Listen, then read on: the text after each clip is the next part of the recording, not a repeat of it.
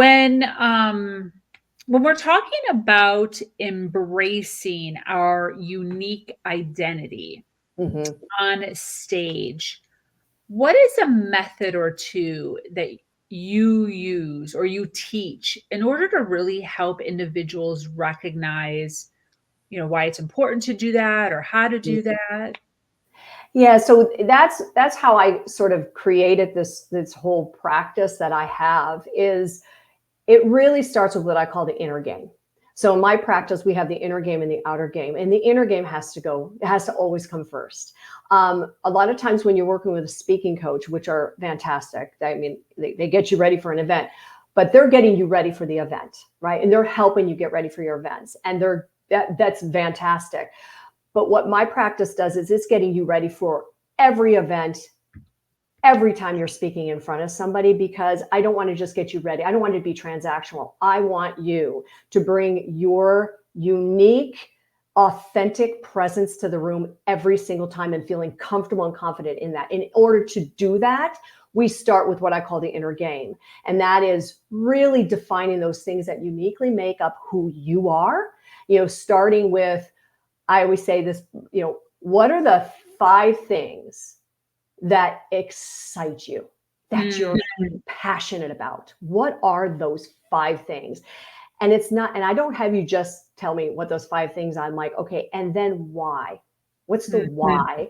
And then tell me a story where that shows up.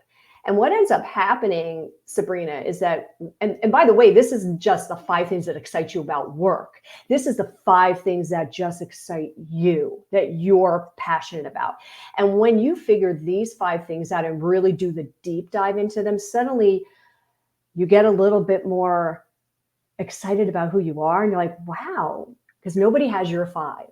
No one has your 5. So Got suddenly you're standing out amongst that crowd you compete with, right? Because you're standing by these 5 things.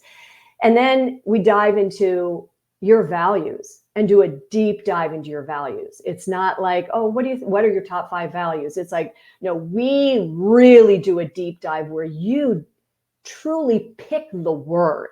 Like, I it. don't let you just pick one of the top 20, which, most people, if you look, hey, what are your values? They always kind of line up with the top 20 value types.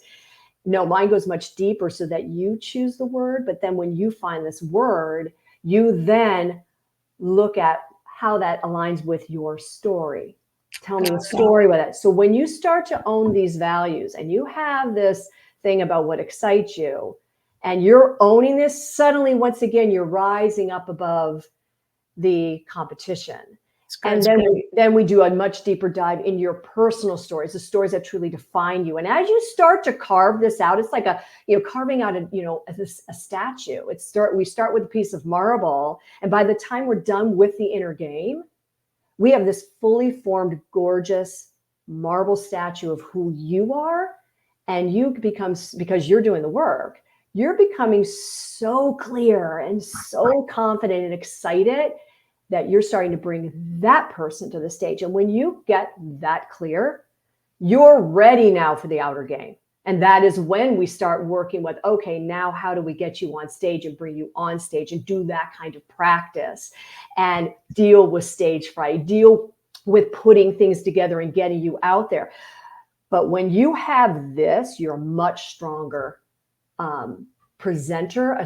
You have much a stronger presence, and it's a presence that pulls people in because you're bringing your authentic self to that stage. Because here's the thing, the audience knows when we're faking it. Mm. You and I both know that. We've seen it before. We've been in enough in our careers where we've seen really amazing presenters, and I'm talking about the ones that we just feel like we're sitting across the dinner table from, versus ones that it's like, okay, they were good, but I don't feel a real connection to them. And it's because they're not truly owning who they are authentically. And they're not really reaching out to the audience and pulling the audience to them. And what I want for all of my business leaders out there and all of my entrepreneurs is I want you to bring you to that stage, to that room. It's so much more effective. And your audience will love you for it. If you come walking in like that, they're going to be like, oh, who is she? I really want to get to know her.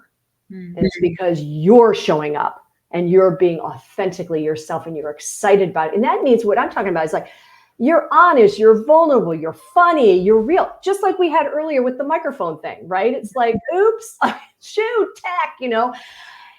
The old, like when I was 20, that would have freaked me out, Yeah. right? Yeah. But it's like people are looking for real.